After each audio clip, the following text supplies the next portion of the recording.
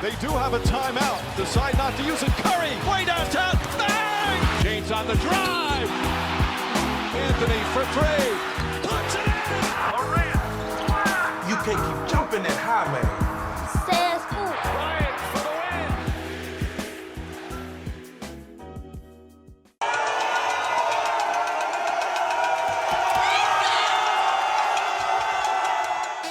Pour la deuxième fois en 4 ans, le Heat de Miami est en finale NBA. Après une saison régulière décevante et un passage par le play-in, les joueurs d'Eric Spoelstra vont tenter de décrocher le titre. Le Heat devra croquer les Nuggets qui rêvent de glaner le premier trophée NBA dans l'histoire de la franchise. Une finale inédite et surprenante, mais est-ce que cette affiche vous fait vraiment rêver? C'est notre débat. Butler, Jokic, Murray, Gordon, Adebayo ou encore le héros du Heat, Caleb Martin. Focus sur les matchs dans le match de ces finales NBA. En triple-double de moyenne sur ces playoffs, le double MVP Nikola Jokic est en mission pour marquer l'histoire. Mais selon l'ancienne gâchette des Wizards, Gilbert Arenas, une bague ne ferait pas du Joker une superstar. Un joueur au talent immense mais que personne n'a envie de regarder. L'agent zéro ne mâche pas ses mots, d'accord ou pas d'accord avec ses propos. Hype, épisode 30, saison 2. Bonjour à tous, bienvenue sur Sport en France dans Hype. On va parler de NBA. On est déjà d'ailleurs en finale NBA, ça passe vite, la saison passe très très vite. On a un petit comité aujourd'hui pour parler de NBA ensemble. On va accueillir le premier homme de cette petite équipe, Paul Rouget. Salut Paul. Salut. Comment vas-tu ? Eh ben, très bien, on est dans la dernière ligne droite, les finales en France approchent, les finales NBA c'est ce soir, donc voilà, on a hâte. On a hâte. Toi tu es fan des Lakers, on le rappelle quand même à nos téléspectateurs. Absolument. Est-ce que tu es content de voir les Celtics pas en finale NBA ? Content, c'est un mot un peu fort, disons qu'on préfère qu'il n'y soit pas, voilà. Bon, très bien, on va suivre les finales NBA bien sûr sur Sport en France. On reviendra la semaine prochaine pour vous débriefer l'avancée de ces finales NBA. Et puis pour parler NBA, on a avec nous un athlète qui fait champion de karaté, mais également maintenant dans le karaté combat, c'est Kenji. Comment vas-tu Kenji ? Ça va, très bien, merci. Merci d'être là. Merci à vous. La NBA, on sait que tu suis, mais est-ce que tu peux nous dire quel joueur hype et quelle équipe hype t'intéresse le plus ? Eh ben, mon joueur, il a pris sa retraite là, il n'y a pas longtemps, c'était Carmelo Anthony. Ouais. Et là, à ce moment, c'était plutôt les Warriors, mais j'étais vraiment fan des Spurs de Tony Parker. Fan des Spurs de Tony Parker ? Ouais. Est-ce que tu serais fan d'un certain Victor Wembanyama ? Bien sûr, dès la saison prochaine. Dès la saison prochaine. A priori aux Spurs.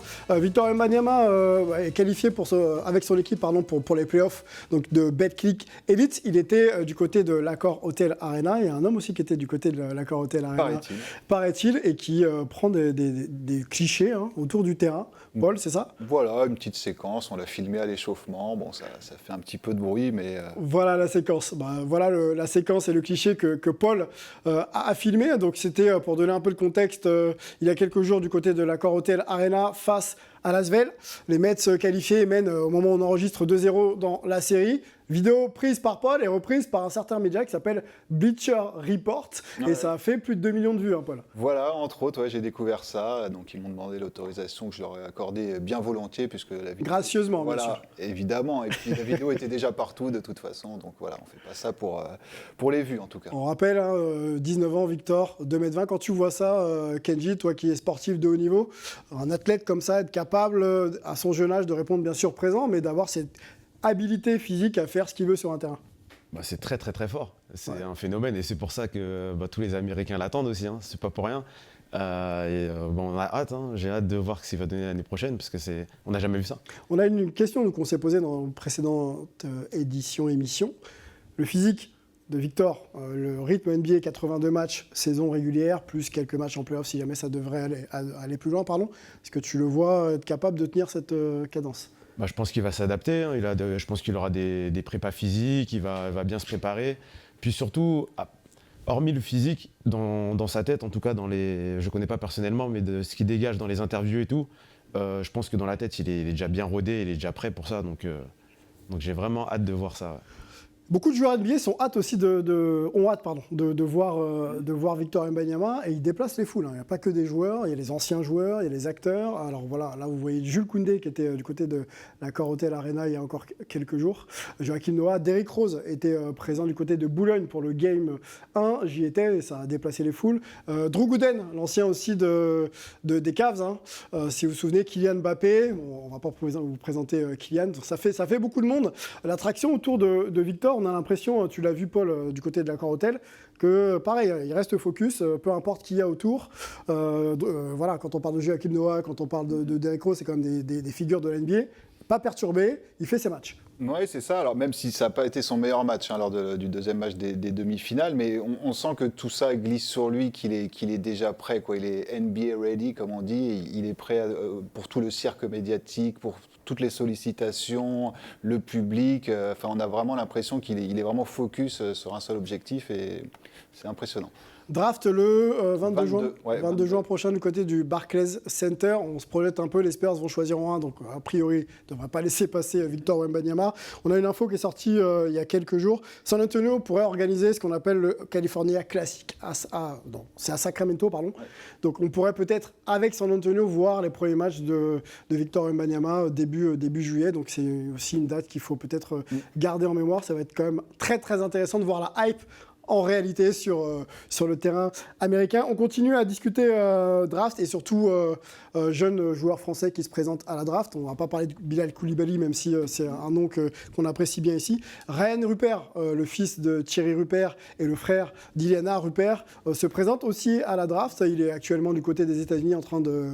comme on dit, faire des workouts pour progresser et se mettre, on va dire, en vue avant cette draft. Est-ce qu'on pense qu'un Ryan Rupert peut être un numéro 1 un premier tour ? Un premier tour, ça en discutait beaucoup, parfois même en loterie pick. On a l'impression que sa cote a un tout petit peu baissé ces derniers jours, mais je pense que ça reste quand même un prospect très intéressant.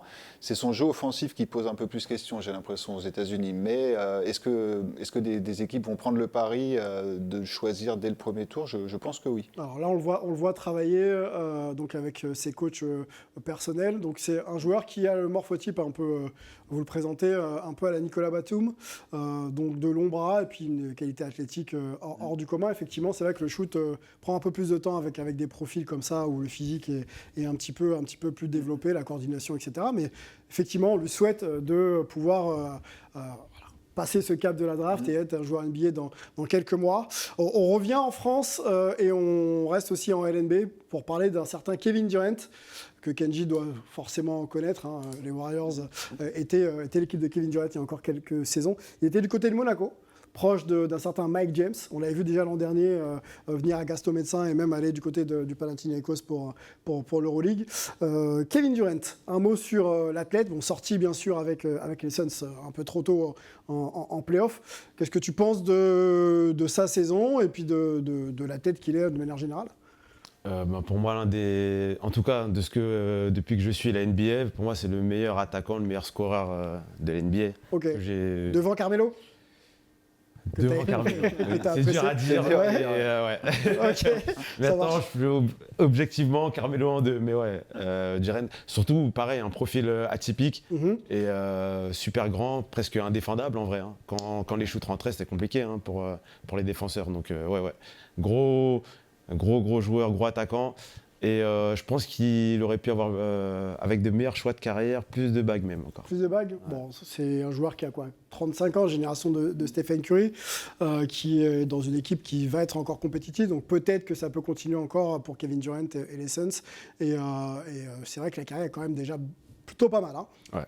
Plutôt pas mal. On continue, on reste en NBA, on parle des coachs, puisque plusieurs postes étaient vacants, notamment celui des Sixers, celui des Bucks et celui des Pistons, et ça a été pourvu. Donc au niveau des Sixers, c'est Nick Nurse, donc le coach des Toronto Raptors, qui arrive, et au niveau des Bucks, c'est Adrian Griffin, donc l'assistant de Nick Nurse, qui arrive du côté des Bucks, et Monty Williams sera donc le coach de Détroit avec un contrat qui ferait de lui l'un des coachs les mieux payés de l'histoire. On parle de 100 millions sur 6 ans. Une question pour vous deux, messieurs. Quel coach fit le plus pour vous à sa nouvelle franchise ? Je vous laisse un petit peu de temps pour répondre. Moi, je dirais Nurse. Hein. Bon, il fait pas un déplacement trop grand, contrairement à Monty. Et puis, il s'entend déjà très bien avec Embiid et il connaît aussi très bien Daryl Morey depuis leur passage ensemble à Houston. Ouais. Et il se dit qu'il va essayer de retenir James Harden. Ah, alors est-ce que c'est suffisant, Nick Nurse, Kenji, pour retenir James Harden qui serait sur le départ? Peut-être retour à Houston. Après, c'est vrai qu'on a du mal à suivre James Harden dans ses choix de carrière. On ne sait pas, il veut quoi? Il veut être champion, il préfère avoir des gros contrats. Ou être le leader de l'équipe, c'est vrai qu'on ne sait pas. Juste avoir ses stats et on ne sait pas trop. C'est un peu perturbant à chaque fois ses choix de carrière. Donc, après, si Nurse veut le garder, peut-être qu'il a déjà ses idées en tête, mais je ne sais pas si c'est une bonne chose. Bon, on va suivre ça de près. Un mot sur Monty Williams quand même, récemment coach de l'année, alors pas cette année mais les années précédentes, qui arrive donc dans une équipe de Détroit où il y a tout à refaire. Est-ce que c'est l'homme de la situation selon toi? Déjà, le choix, on va dire, des Suns de l'avoir viré, j'ai pas trop compris, parce que sortir de coach de l'année à l'année d'après être viré, bon, c'était pas un flop non plus en play-off. Hein. Ils prennent Denver, qui est une équipe très costaud. Après, passer d'une équipe avec des superstars super bien calibrés, passer à Détroit où c'est chantier complet, est-ce qu'ils vont lui donner la patience pour faire ça? Est-ce qu'il peut le faire? Ça, c'est la grosse interrogation. Alors, l'avantage de Nick Nurse, hein, ce qu'on en dit aux États-Unis, c'est que c'est quand même un coach un peu mentor, un coach très pédagogue. Donc, s'il a avec lui des jeunes joueurs, il est possible qu'il puisse amener ces joueurs à se développer individuellement et collectivement. C'est peut-être pour ça qu'ils font ce choix. Et puis après, c'est quand même un récent coach de l'année. Donc, quand on amène ce type de compétences dans sa franchise, on est quand même, je pense, on arrive avec quelques garanties. Ah oui, pour les Pistons, je trouve un excellent choix.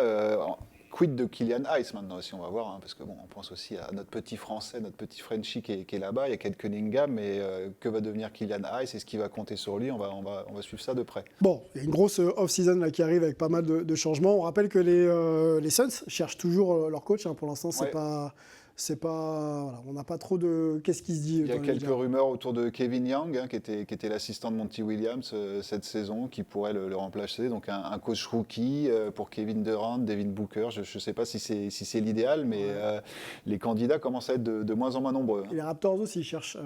Apparemment, on parle de Sergio Scariolo, le sélectionneur de l'équipe d'Espagne. Écoutez, j'y crois pas trop, mais bon. Il connaît la maison.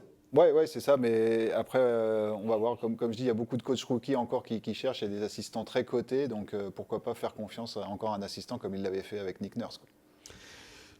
J'ai quand même une question, on me dit d'avancer, mais j'ai une petite question à poser à Kenji. Toi, tu es coaché, Kenji, j'imagine, dans l'exercice de ton sport et de ton métier. Tu fais plus confiance à quel type de coach? Un coach un peu jeune mais dynamique, ou alors quelqu'un qui a quand même gagné et qui peut être respecté par le fait qu'il a déjà un statut? Bon, après, mes coachs, ils ont déjà une expérience de haut niveau de leur discipline. Ouais. Mais comme dit, il ne faut pas faire l'erreur. Parce que voilà, moi aussi, maintenant, je coach aussi, j'ai un club. Et souvent, on pense qu'un champion peut faire un bon coach. Mais c'est pas vrai. Il y en a qui n'ont pas fait une très grosse carrière, mais par contre qui ont vraiment ce truc pour coacher, pour transmettre, et ils ont des super arguments. Donc il n'y a pas de recette miracle. Donc un jeune peut être super compétent et un vieux super compétent. Ça dépend. Je vais faire confiance à là où ça matche bien et il peut m'apporter quelque chose. Pas d'a priori sur le statut au départ. Non, okay. Franchement, très bien, la compétence d'abord et le lien surtout à développer avec le coach. C'est ça, de la confiance, de la compétence, c'est tout. Hein. Ok. La Basketball Africa League, messieurs, est-ce que ça vous dit quelque chose? Cette NBA développée sur le continent africain organisait sa 3e édition cette année et pour la 2e fois, un club égyptien devient vainqueur de cette Basketball Africa League. Je ne sais pas si on a des images à vous montrer, voilà, si elles arrivent. C'est un projet qu'on avait, nous, un petit peu poussé sur la chaîne avec quelques sujets et quelques journalistes présents sur place. Qu'est-ce qu'on en pense, Paul, de la Basketball Africa League après 3 saisons C'est un projet qui monte en puissance. Ouais. C'est 12 équipes de tout le continent qui peuvent se jauger. Donc Al Ahly, qui est champion Al de Ahly, cette c'est vrai qu'on l'a égyptien pas précisé, oui, merci. en 3 saisons. Je trouve que c'est très bien pour l'émulation. Bon, on a vu des anciens du championnat de France, notamment les dernières années, Solo Diabaté, Tout le à fait. fameux qui a performé. Donc non, je trouve que c'est un très bon projet. Le fils de Dwayne Wade aussi était dans une équipe sud-africaine cette saison. Il faut voir comment ça évolue. Est-ce qu'ils vont intégrer plus d'équipes? Là, 12, je pense que le format est pas mal. À voir comment ça va évoluer, quoi. Le basketball africain a besoin d'une plateforme comme celle-ci pour justement se rendre peut-être un peu plus visible. Pour toi, Kenji, ou pas? Ah oui, c'est clair, surtout qu'on voit qu'il y a un gros potentiel. On voit en NBA, il y a pas mal de joueurs africains, donc je pense que ça fera... Avancer. Ouais, c'est ça. Si ça commence à bien évoluer, on verra de plus en plus de joueurs africains, je pense, en NBA. Ouais. Ok. On va faire à suivre effectivement beaucoup de joueurs formés en Afrique ou alors transités très tôt dans les États-Unis représentent le continent. Il y en a de plus en plus. Donc effectivement, c'est clairement une bonne plateforme pour voir le basket africain se développer. On va rentrer tranquillement dans nos discussions autour de la finale NBA qui va opposer donc les Denver Nuggets au Heat de Miami dans le d'accord pas d'accord.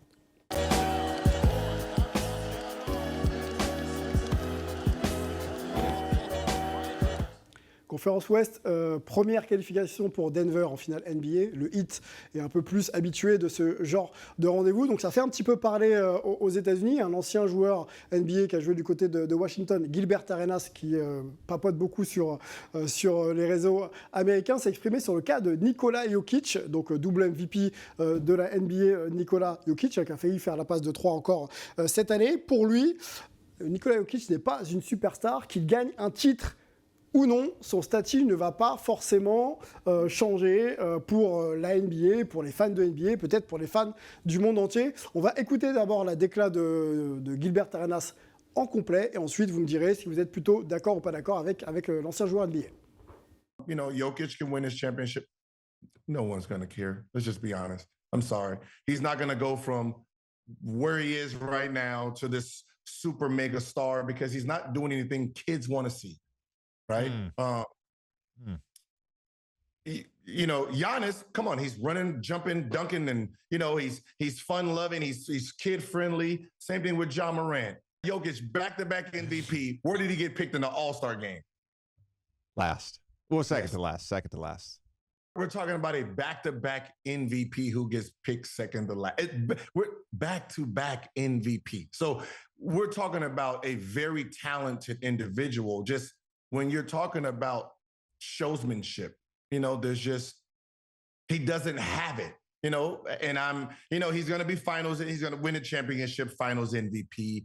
It's not going to change the audience. No, the Nike's not going to come out with some Jokic shoes and everybody's going to run to the store and buy the Jokic's, the Jokers. No one's doing that, right? You have to be a diehard basketball fan to understand what Joker's doing. Other than that, you're there for the long threes, the dunking, right? Or Lakers. Les propos de Gilbert Arenas, un poil dur, même s'il essaye quand même de mesurer ses propos. On va se poser la question de savoir si on est d'accord avec la déclat de Gilbert Arenas. Titre ou pas, final MVP ou pas pour Jokic, il ne sera pas une superstar. D'accord ou pas avec ça, Paul?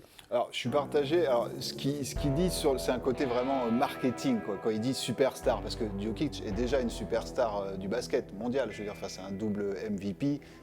Qu'est-ce qu'il entend par superstar? Vendre des chaussures? Non, il en vendra peut-être pas beaucoup. Ce qui lui reproche, c'est de ne pas être un showman. Alors c'est vrai qu'il a basé son jeu Jokic sur Tim Duncan, The Big Fundamental, donc évidemment c'est pas très flashy, c'est pas très sexy entre guillemets, mais je pense que s'il gagne un titre, qu'il est MVP des finales, ça peut le faire entrer dans une dimension.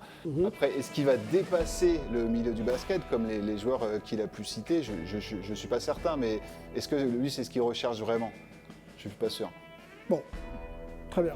Terminé? On a terminé. Ok. Kenji, on est donc en duel, hein, tu l'as vu.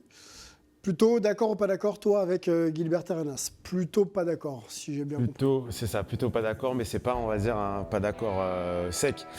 Là, je pense que Gilbert Arenas, il pense américain. pur pour les Afro-Américains. Il parle du public américain. Maintenant, le basket, ça y est, c'est vraiment international. Donc je pense qu'on va parler à un Serbe, un Croate, un Slovène. Il voit Jokic, il peut s'identifier à Jokic parce que le jeu en Europe n'est pas le même jeu aux États-Unis. Donc quand il dit que les enfants ne peuvent pas s'identifier à Jokic, je pense qu'il se trompe. Après, oui, ce ne sera pas le roi du marketing, Nike va pas faire de chaussures, ça je l'entends.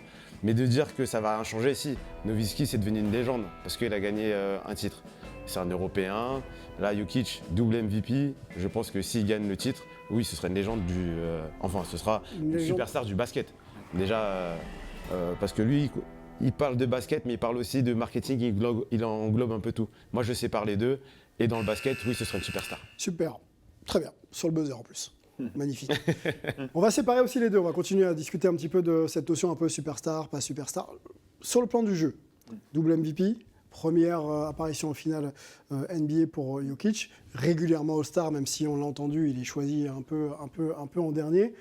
Est-ce que au stade de sa carrière, on peut le considérer comme une superstar comme pouvait l'être Tim Duncan et Dirk Nowitzki? Oui, pas encore, parce que lui n'a pas encore de titre, parce que les deux que tu as cités en ont gagné, justement, des bagues. Ça va venir, mais je pense que s'il est champion, ça va vraiment le faire entrer dans une autre dimension. Ça, je pense que c'est clair. Et il sera, vu les playoffs qu'il fait, s'il continue sur cette lancée-là, il est juste impressionnant. Là, actuellement, c'est le meilleur joueur du monde. S'il est champion. Donc pour l'instant, il a encore besoin de valider ce titre pour clore un peu la discussion. Parce que justement, le problème des Nuggets ces dernières années, c'était ça, des bonnes saisons régulières qui finissent souvent en tête, mais ça choke, entre guillemets, en play-off, parce qu'il y a eu beaucoup de blessés, il y a plein de raisons qu'on évoquera peut-être plus tard. Ouais. Mais là, c'est la première finale de l'histoire de Denver, et donc la première pour Jokic aussi, qui n'a connu que ce club-là. Et c'est aussi, je trouve, un bon message pour les jeunes qui sont peut-être un peu enrobés, un peu potelés, parce qu'il l'était, Nicolas, quand il était jeune. Donc voilà, ça montre qu'on peut y arriver. On a quelques kilos en trop. Bon, plutôt un bel ambassadeur. On voit la photo d'ailleurs. C'était effectivement en bas à droite. Sérieux à la cantine, Nikola Jokic. C'est un bon ambassadeur du basket international, peut-être un peu moins pour les Américains du basket NBA dans le produit qu'ils essayent de développer. Kenji revient un peu sur la même question concernant Nikola Jokic, une comparaison avec Dirk Nowitzki, éventuellement, même si Duncan c'est encore au-dessus. Est-ce qu'il est un peu sur le même chemin? C'est-à-dire que finalement, mon jeu parle pour moi et ensuite, je pourrais peut-être éventuellement inspirer la nouvelle génération. Oui, clairement. Après, Duncan, c'est encore un level au-dessus. Mais par rapport à quelqu'un comme Dirk Nowitzki, oui, s'il gagne la bague, je pense qu'il sera dans cette case-là. Ouais. Ok. On reste un peu sur la notion aussi de star-superstar par rapport justement à cette dimension un petit peu influence. Est-ce que un joueur comme Steph Curry, on ne va pas le mettre dans la conversation, mais les joueurs un petit peu silencieux comme ça, comme Devin Booker, même si c'est un Américain, est-ce que lui, on peut le considérer comme une superstar, alors que finalement, il n'y a pas de titre NBA, il n'y a pas de titre de Final MVP, alors que Jokic, c'est un peu pas de Final NBA, de saison régulière, pardon, ouais. Alors que Jokic, c'est le cas, et pour le coup, on en discute. Est-ce que il n'y a pas une différence de traitement parce qu'on ne vient pas des États-Unis, on n'est pas né aux US, quoi. Clairement, ça existe. Et puis, comme on le dit souvent, presque chaque semaine, c'est une histoire de sémantique. Parce que star, superstar, Booker, c'est une star, mais je ne pense pas que ça soit tout de suite une superstar de la Ligue, même si c'est un très, très fort joueur, comme on dit au basket. Donc, Jokic, je trouve qu'il a quand même quelque chose en plus par rapport à Booker, évidemment. Et on va voir. Comme je le dis, je pense que ça peut vraiment tout changer, mais ce titre éventuel. Mais le truc, c'est qu'il n'aime pas du tout la chose médiatique. Enfin, il s'en fiche totalement. Il l'a dit d'ailleurs après avoir reçu le prix de Magic Johnson, MVP des finales de conférence. Voilà, lui, c'est pas ça. Ça l'intéresse pas en fait de parler de lui. Lui, ce qui l'intéresse, c'est gagner en équipe. Donc, c'est pas un bon client entre guillemets pour les médias américains, quoi.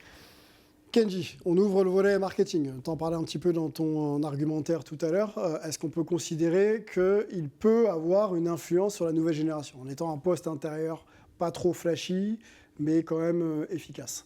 Pour les Américains, non. Non. Mais pour les Européens, oui, parce que on sait le basket européen, beaucoup sur les fondamentaux, le Q-basket. je pense que oui, ce sera un exemple. Mais pour les Américains, comme il a dit, Gilbert Arenas, c'est du shoot à 3 points, c'est du spectacle, des gros dunks.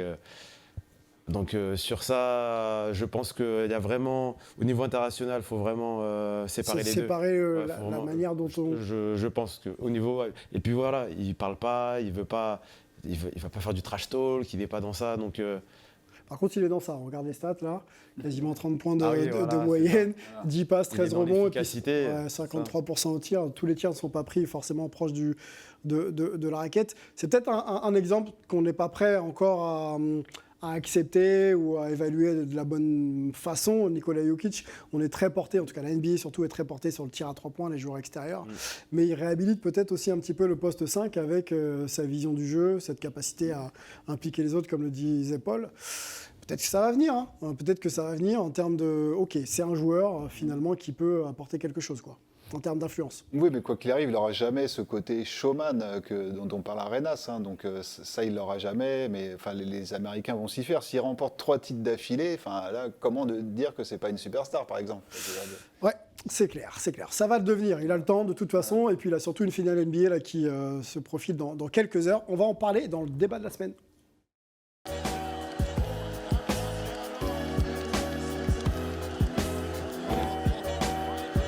La semaine dernière, on parlait encore d'une potentielle, ou il y a 2 semaines, je ne sais plus, Paul, d'une potentielle finale NBA Lakers-Celtics, qui aurait quand même ravi un petit peu l'histoire de la NBA et puis les fans actuels. On aura les Nuggets face aux Heat. Est-ce que c'est une finale qui vous fait rêver, messieurs? Kenji? Moi, ça me fait rêver parce que je suis fan de basket. Donc oui, Denver, première finale NBA, Miami qui sort des play-ins, qui va en finale. Donc on ne sait pas, c'est une finale imprévisible. On ne sait pas ce qui va se passer. On ne sait pas ce qui va se passer. Sachant que j'aurai un regard, on va dire, assez neutre. Donc ça va être une belle finale à voir. Okay. On va développer ça. Je voudrais juste votre avis rapide. Il y a un tableau qui s'affiche. On va donner quelques chiffres ensuite pour présenter cette finale. Là, comme ça, rapidement, Paul. Sur finale le de rêve papier, ou pas? oui, non, c'est pas une finale ronflante, mais je veux dire, comme le dit Kenji, pour les amateurs de basket, c'est un régal, parce qu'en plus, c'est 2 oppositions de style, 2 histoires formidables pour les 2 leaders, que ce soit Jokic ou Jimmy Butler. Il y a plein de choses à dire, il y a énormément d'histoires autour de cette finale, donc non, moi je suis ravi que ce soit cette affiche-là, et non pas les Celtics. Et non pas les Celtics. Voilà. Ok, on a bien compris. Quelques chiffres, on va commencer par ça. On en a compilé certains qui peuvent intéresser les fans. Apparition en finale NBA. Donc on l'a vu le tableau tout à l'heure. 6 apparitions pour Miami, 0 pour Denver. Titre NBA. 3 pour Miami, donc 0 pour Denver, ça on est OK là-dessus. Pat Riley, qui est l'exécutif, l'architecte un petit peu du Heat, fera sa 19e apparition en NBA. En finale. En finale NBA, pardon. Merci pour la précision. En finale NBA, il est apparu donc en tant que joueur, en tant que coach, mais maintenant en tant qu'exécutif, ce qui représente quand même 25% de présence en finale NBA de l'histoire de la NBA. Cette ligue a 76 ans maintenant. Un joueur qui s'appelle Kevin Love aussi, on peut peut-être en parler. 5 apparitions en play-off, 5 finales NBA. Déjà sur ces titres-là, sur ces chiffres-là, Kenji, lequel te surprend, te fait réagir le plus? Pas Riley. Pat Riley, 19. Ouais. C'est impressionnant quand même. Le savoir-faire quand même de parcours dans le basket, je ne sais pas s'il y a mieux. Joueur exécutif et entraîneur exécutif, franchement. C'est impressionnant. Un joueur qui a joué dans les années 70, voilà, il faut pouvoir comprendre et connaître la NBA sur quasiment 50, voire plus. Et puis il a su installer une vraie culture. On parle souvent de la hit culture au hit, mais c'est pas une vue de l'esprit, là. Notamment quand LeBron et les stars de l'équipe voulaient virer Eric Spoelstra, il paraît que lui leur a dit, Pat Riley leur a dit, c'est hors de question, c'est pas vous qui décidez. Et ça, on voit ça dans peu de franchises, quoi. Quand on voit la longévité, ne serait-ce que de Spoelstra et puis de Udonis Haslem, qui va peut-être remporter une 4e bague à 42 ans. Je trouve qu'il y a une vraie âme dans cette franchise, quoi.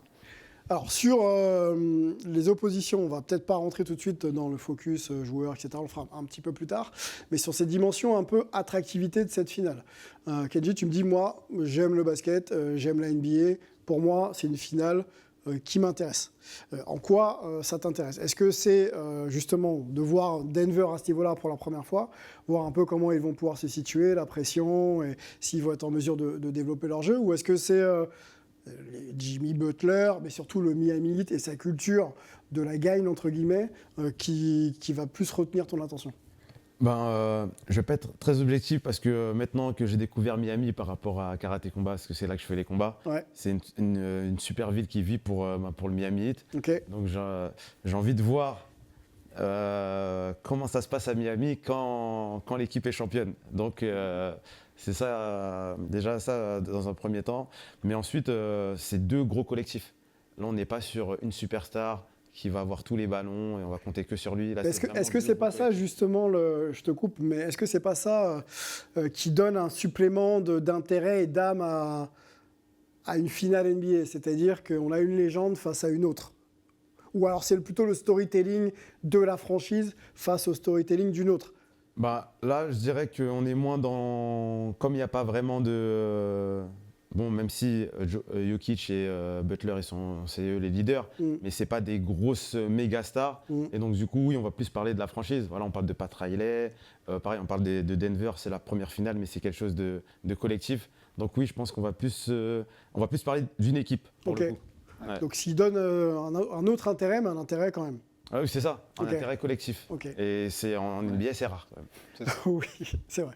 Paul? Oui, c'est ça qu'Engie a parfaitement résumé. Ça va être vraiment une opposition de style en plus entre Denver, la meilleure attaque qui marque des tonnes de points à chaque match, contre Miami qui est vraiment plus axé sur la défense et qui préfère le jeu placé que la contre-attaque à tout va comme les Nuggets. Donc de ce côté-là, je trouve que d'un point de vue purement technique, tactique, ça va être vraiment très intéressant. Et puis dans chaque équipe, on va évoquer les différents match-ups, mais là aussi, il y a plein de choses qu'on attend avec impatience. Qui va défendre sur Jokic? Est-ce que Adebayo va faire que ça? Est-ce que Kevin Love va faire comme Hachimura des Lakers pour aider à chasser? Voilà, donc franchement, moi je trouve ça passionnant de ce côté-là, quoi. Et est-ce qu'il n'y a pas un contentieux qui va peut-être réémerger entre ces deux équipes? On se souvient que la saison dernière, le petit bif entre guillemets qu'il y avait eu entre Nikola Jokic et le frère Maurice, voilà. Où Nikola Jokic s'était, on va dire, défendu d'une action précédente qui l'avait un petit peu chafouiné. Voilà. Et donc il avait poussé dans le dos violemment, Markieff Morris. Est-ce qu'on ne peut pas avoir ce type de finale où finalement ça sort un petit peu les muscles aussi? C'est loin. Alors Morris est parti. Butler en a parlé hier, a dit que lui, il n'avait aucun problème avec Jokic parce qu'il y a la fameuse photo où on voit les joueurs du Heat qui attendent dans le vestiaire de la sortie des Nuggets. C'est allé loin parce qu'il y a les frères, on les connaît, les frères de Jokic, les gros bavards. Ils sont sérieux. Voilà, et puis il y avait le frère de Morris aussi. C'est parti dans les familles et tout. Mais a priori, il paraîtrait que ça serait rangé. C'est calmé. Bon, il va falloir voir quand même sur le terrain s'il y a un petit coup bas. Ça peut vite partir, mais ça, quelle que soit l'opposition. Mais je ne pense pas qu'il y ait vraiment encore de contentieux entre les deux franchises. En tout cas, c'est ce que disent les joueurs. Kenji, finale plutôt maîtrisée. Ça ne devrait pas compter dans le storytelling un peu de cette finale? Non, ça c'est le côté vendeur. Et les mecs, ils sont focus. Ils veulent gagner leur bague, donc ça va jouer dur, c'est normal. Surtout que Miami joue dur déjà de base, n'importe quelle équipe. Donc il y aura de la tension, mais de là à dire, je pense pas qu'ils vont jouer. Les joueurs de Miami vont pas jouer pour Marcus Morris. Ok. Sachant qu'il est plus dans la franchise en plus. Il est c'est pas non plus un joueur ultra inscrit dans l'histoire. On est d'accord. On continue sur cette dimension un peu finale. On va ouvrir un petit peu l'angle et on va se poser la question de savoir, on parle de finale de rêve, quelle a été pour vous votre finale de rêve quand on parle de NBA? Finale de rêve, mais à la fin, ça s'est pas fini bien, mais qui m'a marqué vraiment, c'était les Spurs contre Miami, justement. Donc le 2013. C'est ça, avec le tir de Ray Allen. De Ray Allen dans le corner, là, sur Tony Parker. Je charriais déjà les potes. Là, j'ai du tout rangé. Ouais, je me rappelle bien ça. Alors, qu'est-ce qui de souvenirs, qu'est-ce que tu en retiens? Qu'est-ce qui t'a fait rêver, justement? Moi, le jeu des Spurs à cette époque, c'était magnifique. Et je me suis dit, voilà, et justement, avec les potes avec qui je débattais souvent, on parle beaucoup basket, et qui était pro LeBron, parce que moi, je ne suis pas trop pro LeBron. Okay. Donc, du coup, c'était parfait pour se charrier, tout ça. Et je commençais déjà à envoyer des messages, à charrier. Et puis, quand je vois le tir de Ray Allen, c'était fini pour moi. Donc, j'attendais le match 7, mais c'est vrai que le match 7, j'étais même pas serein. Parce que quand on perd comme ça, Ouais, c'est je me suis difficile dit, de le s'en 7 remettre. pour rebondir, c'est trop dur. Et voilà, il s'avère que. Performance d'ailleurs de Miami, on parle de Miami en finale NBA, mais ils menaient 3-0, ils se sont fait remonter 3-3, et il y avait le match, on parle de Miami de cette année, pardon. De cette année, Ah oui, contre les Celtics, pardon. Celtics, donc voilà, tu mènes 3-0, tu te fais remonter 3-3, et tu dois jouer le match 7 à l'extérieur, et tu le gagnes quand même. Donc voilà, il y a quand même aussi des capacités à rebondir sur le plan psychologique. Ouais, juste un point, ils ont gagné à l'extérieur, donc à Boston, mais il faut savoir qu'ils n'ont plus gagné à Denver depuis 2016. Hein, quand même, les joueurs de Miami. Donc, Oula, Butler n'était pas là. Et voilà. Difficile de gagner. Il n'y avait que Denis Aslem qui était là, donc, l'éternel. L'éternel. Ta finale de rêve, Paul? Alors moi c'est 2001, parce que je ne sais pas si je vous l'ai déjà dit, mais j'apprécie les Lakers en fait. Donc, non, on n'était pas au courant. Voilà, donc c'était la finale de 2001, donc face aux Sixers. Allen Iverson. Voilà, exactement. Les Lakers avaient sweepé tout le monde avant d'arriver en finale. Ils perdent le premier match des finales face aux Sixers d'Iverson, qui met 48 points, Avec je crois. le fameux cross sur Tyronn Lue, c'est celui-là Voilà, ou pas? c'est ça. Il enjambe après Tyronn Lue. L'humiliation suprême pour le petit loup, hein, comme on le surnommait. Et, On a l'image là d'ailleurs, je crois. voilà, la femme. Non, c'est pas. Ah, c'est pas celle-ci, Lucien. Je t'ai trompé. C'est pas grave. Voilà, c'est C'est celle-là. celle-ci.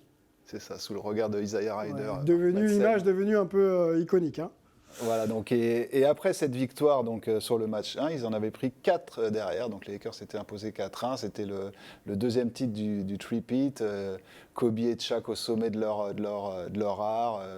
Shaq est MVP des finales. Enfin voilà, c'était vraiment la période dorée, sans jeu de mots. Je vais donner mon avis, je le fais très rarement dans cette émission, mais je vais suivre un peu Kenji, mais on va se décaler d'un an, Kenji. Donc après la défaite des Spurs en finale NBA contre le Heat, c'est de nouveau la même finale qui est proposée l'année d'après, avec un Spurs très très très revanchard, avec une équipe un peu plus équilibrée où Tony Parker continue à prendre un peu le leadership, et Duncan peut-être un petit peu moins. Il y a un Ginobili aussi qui sort du banc, il y a Thiago Splitter, et puis l'avènement aussi du jeune Kawhi Leonard. Et cette finale est dans la lignée pour moi de celle de 2013 en termes de plan de jeu. Ils ont pour moi découpé le Heat. Clairement, ça a été à la maison, à l'extérieur, une leçon de basket, partage de ballon, et puis une équipe qui finit, je crois, si ma mémoire est bonne, a gagné 4-1. Donc c'est quand même pas mal. C'est ça. Pas mal. Grosse victoire pour moi des Spurs, qui assoit un peu Tony Parker aussi parmi, je pense, les légendes de la NBA, ce qui fait il fait une finale de dingue. Voilà ce que je voulais partager avec vous, messieurs. Finale de rêve pour moi, 2014. On revient un peu sur l'actualité de notre finale NBA, et puis on va tout de suite se lancer dans le focus de la semaine.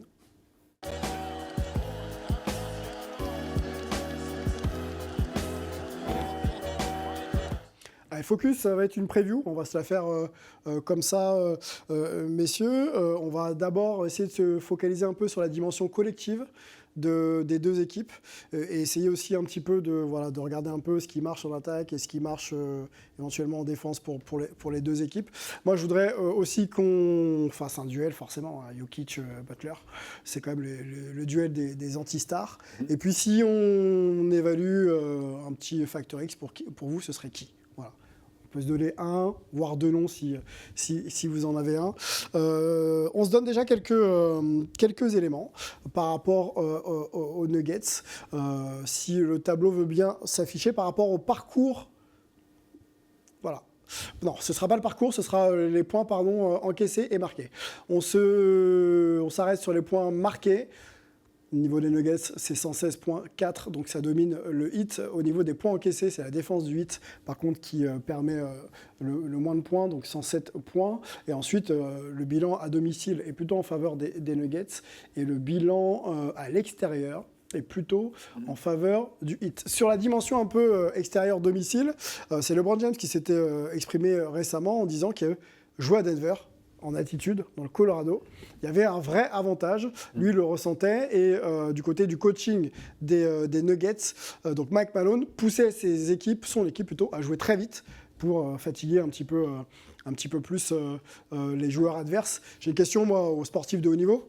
Quand on change un peu les conditions comme ça de l'exercice de sa pratique, est-ce que ça a une une vraie incidence sur sa propre performance. Ah oui, l'altitude, on le sent. Ouais. Surtout Denver, c'est très haut Denver en plus, C'est haut. je crois. Ouais. C'est ça. Donc ouais, ça doit jouer. Ça joue. Je pense que ouais, ça joue énormément. Après, bon, ils sont pas non plus. C'est leur première finale NBA. Donc ça veut dire qu'on a trouvé la solution aussi pour les battre. Mais c'est vrai que ça doit pas être facile, surtout qu'ils enchaînent assez rapidement. Ils n'ont pas de temps d'adaptation. Donc je pense que, surtout par exemple le premier match, là, ça peut faire une différence. Mais je crois que Miami, ils sont déjà à Denver depuis. Oui, ils sont partis. Ils sont partis très vite après la victoire du Game 7. Pour l'altitude, c'est 1609 mètres. Oui, c'est ça. 1609 mètres. Et Denver à domicile, c'est 65% de victoire contre 35% de victoire à l'extérieur. Donc on voit clairement qu'à domicile, on est plutôt bien.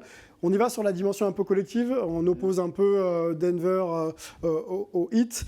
Qu'est-ce qui donne l'avantage sur le plan offensif, peut-être Paul, avec toi, à Denver pour avoir quelques garanties quand même de bien figurer sur ces finales NBA? Alors Denver, ça va très vite. Tout le monde peut marquer, que ce soit KCP, Michael Porter Jr., Bruce Brown. Enfin, ça peut partir de partout. Ils peuvent tous, là, ceux que j'ai cités.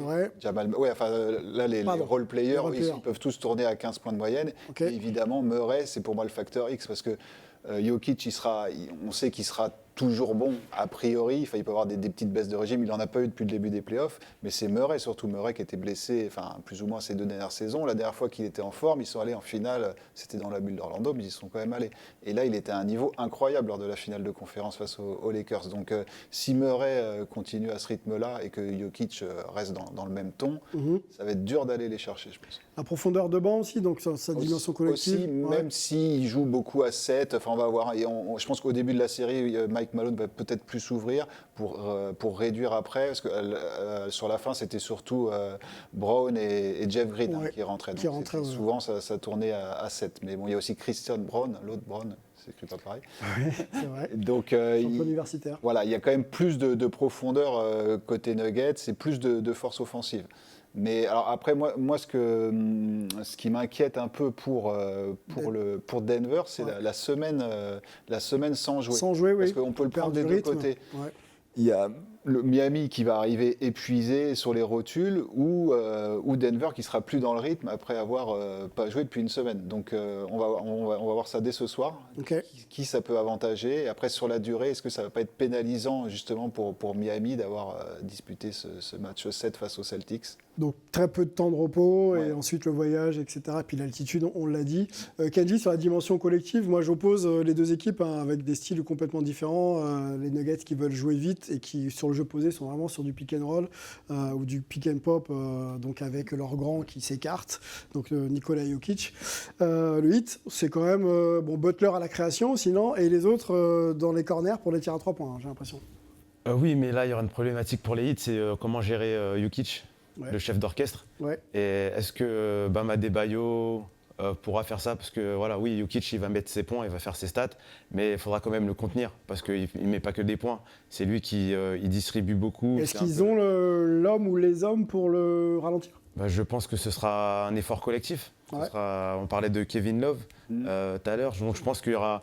Je pense que là, l'avantage entre les deux coachs, parce qu'on ne parle pas des coachs, Spoelstra a beaucoup d'expérience par rapport à ça. Oui. Et je pense que c'est un petit avantage pour Miami. Et collectivement, je vois bien Miami vraiment bien embêter Denver. Parce que le problème, c'est qu'ils ont un facteur X à chaque match. Ouais. On ne sait pas qui. On ne sait pas qui. On va en parler des facteurs X. Effectivement, il y a beaucoup de monde qui peut répondre présent. C'est beaucoup plus imprévisible du côté de Miami. Les role-players, j'ai l'impression. Ok. Eric Spoelstra, 2 fois champion NBA avec LeBron James, on peut le rappeler, lui qui a commencé comme assistant vidéo et qui donc a gravi un peu les échelons. Quelle carrière! Et qui n'a jamais été élu coach de l'année de manière assez incroyable. Ouais. Je pense qu'il va falloir vite réparer ça, tant Miami c'est régulier. On reste sur le collectif et l'aspect défensif, on parlait peut-être un peu de Bam Adebayo pour tenter d'arrêter Nikola Jokic, même si ça va être un effort collectif. Kenji l'a dit. Plus freiné qu'arrêté, je pense. Voilà. Oui, c'est ça. On fait comment avec Jimmy Butler? On fait tu veux dire comment qui va se coller Jimmy Butler entre guillemets et comment on peut éventuellement réduire son impact? Alors ça va être compliqué parce que Jimmy il aime bien aller traquer en fait. Hein. Il cherche le point faible, il va essayer. Je pense qu'il va attaquer sur Murray. Il va essayer d'attaquer sur Murray. Après voir qui va être chargé. Je pense que ça va beaucoup tourner comme depuis le début des playoffs, mais ça va être compliqué d'arrêter Jimmy. Moins que Jokic pour le hit, mais enfin voilà, c'est Jimmy quoi. Hein. Enfin, je veux dire, C'est Jimmy, oui. C'est un joueur un peu aussi imprévisible, très créatif et qui va devoir, à mon avis, porter beaucoup de responsabilités. On se focalise d'ailleurs sur les deux anti-stars de ces finales NBA, donc Nikola Jokic, Jimmy Butler. Moi, j'ai une déclaration d'un journaliste ESPN à propos sur Nikola Jokic. On lui pose la question de savoir s'il a le sentiment d'être le meilleur joueur des Nuggets. Réponse de Nikola Jokic. C'est difficile à dire parce que parfois je le suis, parfois je ne le suis pas. Et cela ne me dérange pas. Je pense que tout le monde est OK avec ça. Je pense qu'avec la façon dont on joue, tout le monde peut briller. Tout le monde peut être le meilleur joueur sur un match ou sur une semaine. Voilà. Donc ça a l'air d'être un leader finalement qui... partageur. Partageur. Ouais. La lumière, peu importe, à partir du moment où on gagne. Jimmy Butler, j'ai le sentiment que c'est à peu près pareil. Donc qui va avoir, selon toi, Kenji, peut-être le plus de rayonnement sur sa propre équipe ? C'est compliqué à dire parce que pour que une des deux équipes gagne, il faut que soit Butler soit au top et Jokic soit au top. Je vois pas une équipe gagner si on a un Butler qui sur les stats soit pas top. Et pareil pour Jokic, s'il tourne à allez, je vais dire 10 points, moins de 10 rebonds, je les vois pas Denver gagner non plus. D'accord. Donc c'est là où il faudra qu'ils aient un rayonnement maximum. Ah oui, c'est ça. OK. Ouais. Jimmy Butler, une déclaration de Caleb Martin, donc l'un des Factor X dont on pourra parler dans quelques minutes ensemble, au sujet de son leadership et le fait que ce soit une source d'inspiration pour Caleb Martin. J'en parle tout le temps, le leader, la tête du serpent de notre équipe a été drafté en 30e position. Quand on parle de Jimmy Butler, c'est quand même un 30e choix de draft. Donc il n'était même pas l'autre pick. Son parcours pour arriver là où il est très similaire à beaucoup d'entre nous. Il a été très peu considéré à son arrivée en NBA, même en lycée et à l'université. Il n'était pas une recrue 5 étoiles. Voilà. Donc il est admiratif du parcours de Jimmy Butler, hein, plutôt besogneux. Comment vous le voyez évoluer là, dans sa première finale NBA, Jimmy Butler ? Déjà, c'est deuxième, parce qu'il est en 2020. C'est du leadership par l'exemple, hein, comme le dit Caleb Martin. Il entraîne tout le monde avec lui, il a un charisme incroyable, et puis il ne lâche jamais, quoi. Je veux dire, c'est un peu, c'est une référence qui commence un peu à dater, mais c'est un peu comme le Terminator, quoi. On lui tire dessus, mais il continue à avancer, quoi. Et donc, et puis en dehors de ça, voilà, quel personnage, quelle histoire. Là, on voit, il a déposé les marques il dépose une nouvelle marque, Imi Buckets.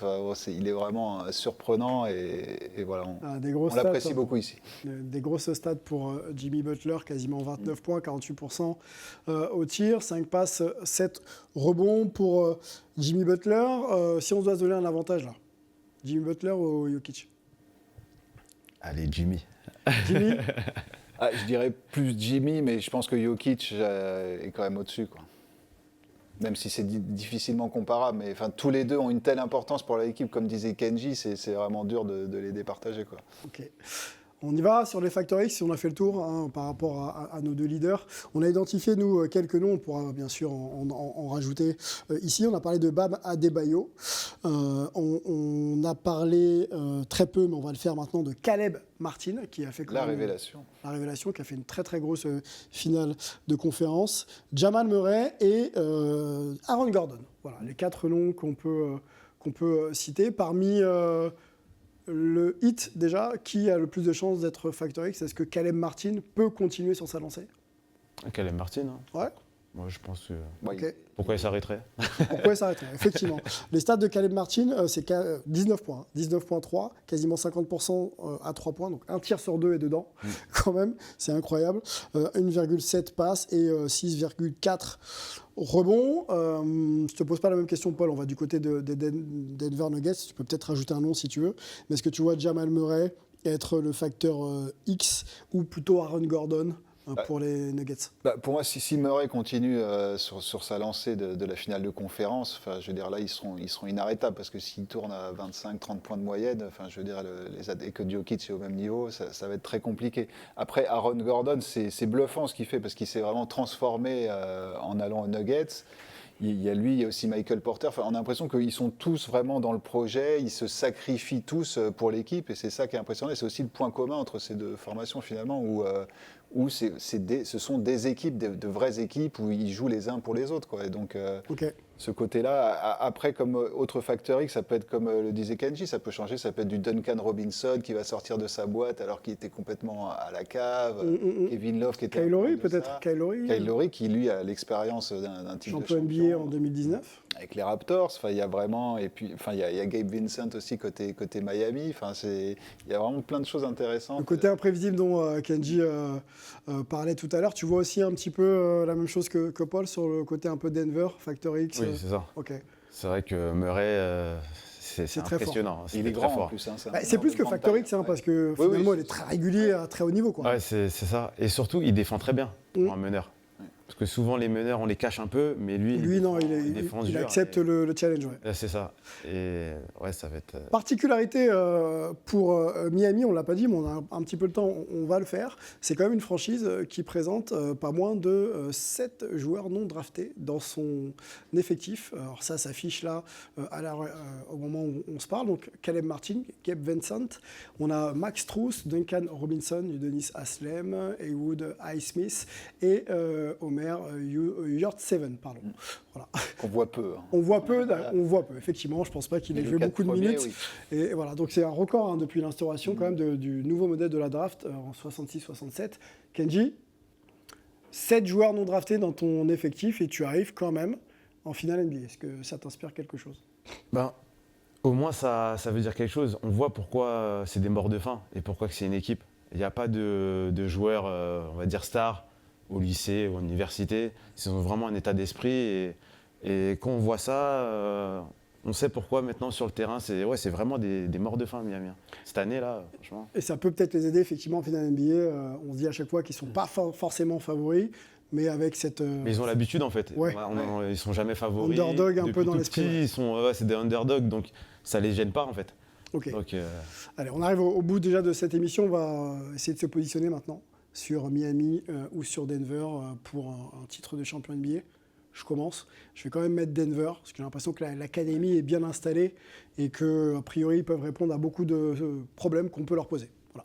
Alors, je préfère Miami, mais je dis Denver parce que j'ai l'impression que... Alors, je reste peut-être sur justement l'impression de la finale face aux Lakers où ils ont vraiment déroulé, même si les écarts de points n'étaient pas énormes. Mais je pense qu'ils sont trop forts, trop profonds, même si, encore une fois, on le dit chaque semaine, mais il ne faut jamais enterrer Miami et Jimmy Butler. Et ils sont passés quand même sur le corps des Celtics et des Bucks. N'oublions jamais ça. Des équipes avec des meilleurs bilans, d'ailleurs, que les Nuggets. En plus, en saison régulière. Même si, la saison régulière... Ça vaut ce que ça vaut, on l'a encore vu cette saison. Et moi, je vais tenter la grosse cote. Miami, allez. Ok, bon, on va suivre ça. Ça commence cette nuit au moment où on enregistre cette émission. On va remercier Kenji d'avoir été hype avec nous cette semaine. C'est quoi le programme, Kenji ? 24 prochain combat, 24 juin, à Miami. À Miami ? C'est ça. Bon, écoute, si le Heat gagne, tu auras peut-être des supporters. Exact. On va souhaiter que le Heat s'en sorte bien et puis on essaiera de te suivre aussi dans tes aventures de karaté combat, on le rappelle. Hein. C'est ça. Très bien. Paul, merci beaucoup.